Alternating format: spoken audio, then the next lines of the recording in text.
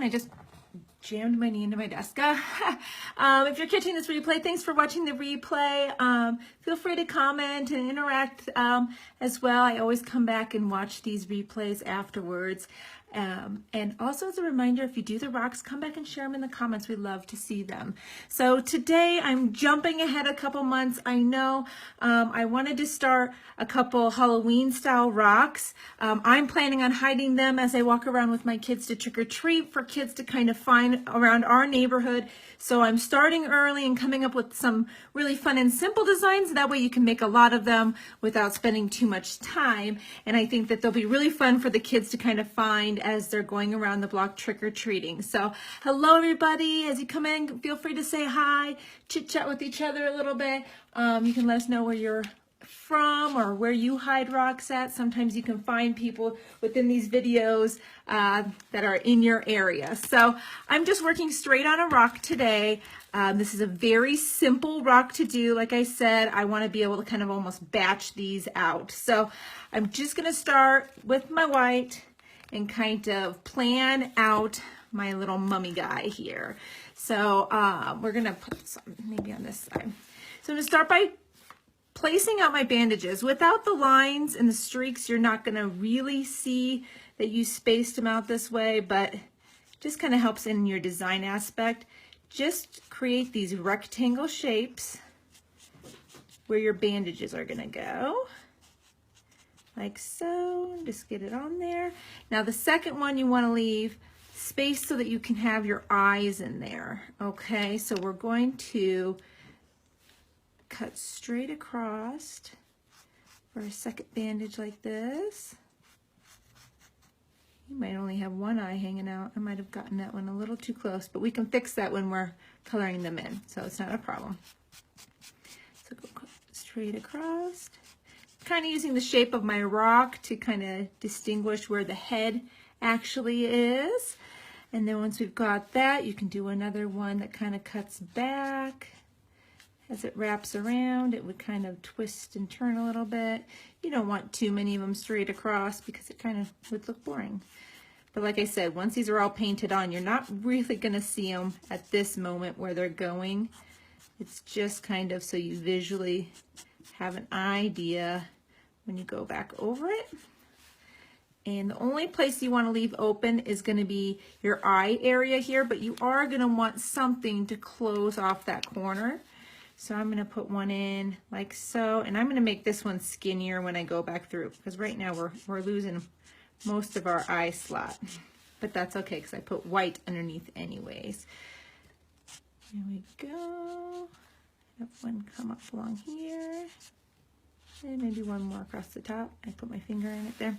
See, so like I said, I'm putting on rectangles, but you can't tell at this point in time. It's more, if you put them on that way, you might visually keep an idea in your mind of where your pieces of fabric are going to be when it's all said and done. Now, I like to give mine a little bit of an aged look or a dirty look to it instead of just plain white. So I'm going to go right in with my yellow pen. And some people get nervous doing this, but I promise you're not going to hurt your pens. And we're just going to go right along, and this is where you're going to get some of the streaking to your bandages, so you can kind of pick where you want those to go a little bit better, and just kind of right on top of your white, just kind of give some direction to them. And it's okay if you take some of the paint up. And then we'll maybe go this way, and I'm going to stop a little early because, like I said, I want to leave that opening open a little bit more, like that. And once you get a little bit of white on there, I'm doing it off to the side because I'm on a fresh piece of paper here for you guys, but you can just write on a different piece of paper, wipe it right off. We can do this one here a little bit up here, straight across, like so.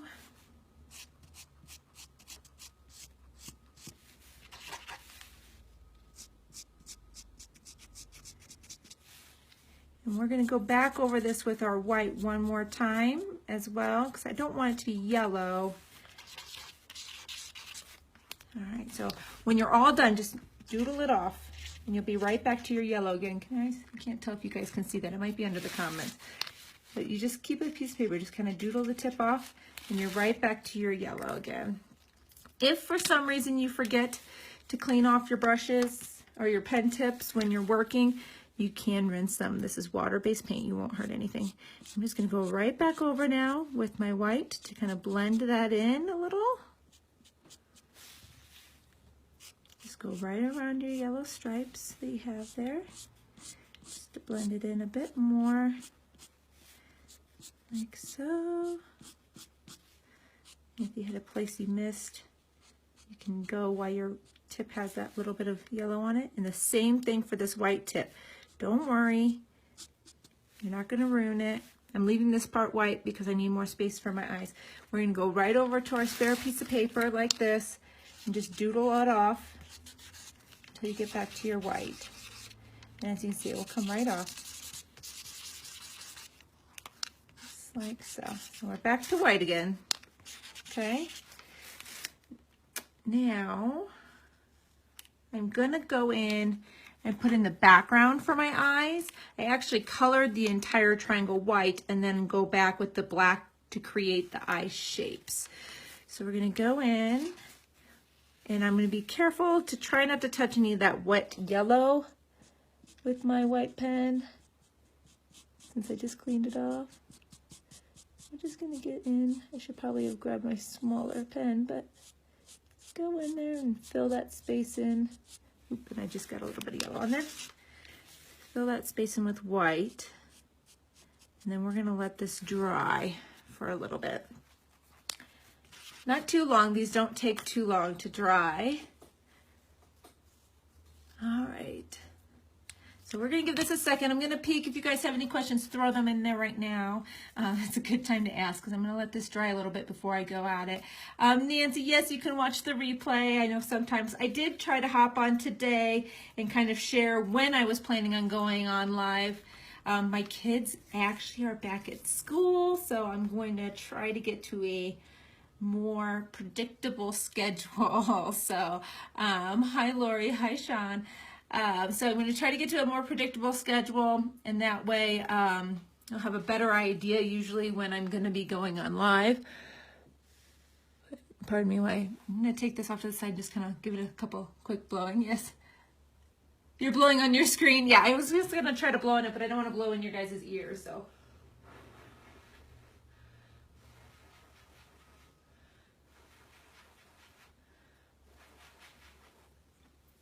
Now I have a Micron here. I did not use my Micron pen on this.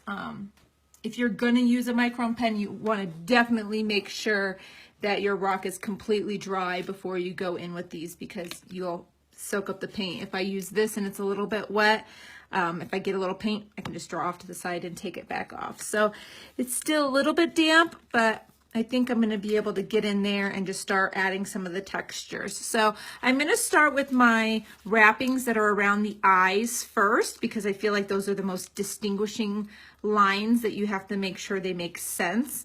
So I'm gonna start with this one here that goes straight under where the eyes are, and I'm just gonna sketch with my pen. And by that, I'm just gonna very lightly kind of sketch across. Oops, my black pen, hold on. And shake that up.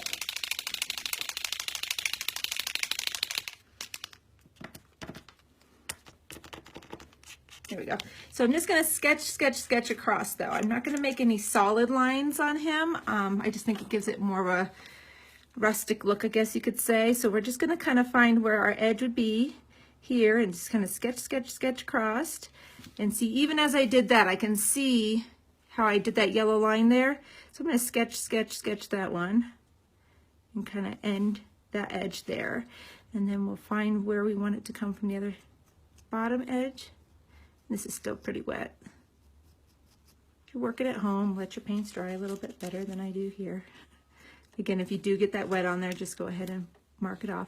And then within each of your wraps, you can add a couple just little lines, you know, texturing lines across like so.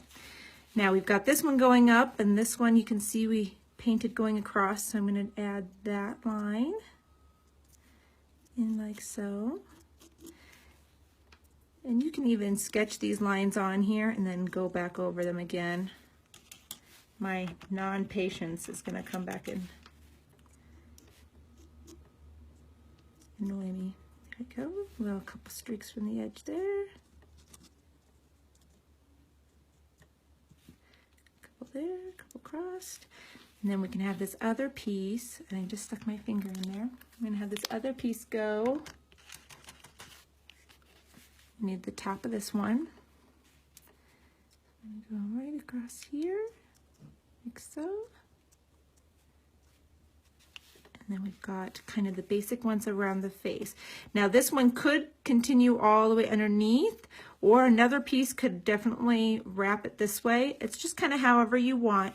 The main thing is we just want this area for the eyes to make sense. And then you can kind of section out the rest of your pieces however you want. If you kind of go along with the lines, you'll see your streaks from your yellow and white underneath a little bit there. And you can kind of use those as guidelines. It will kind of give it the right direction of texture. And then just fill in any of the edges that don't have anything.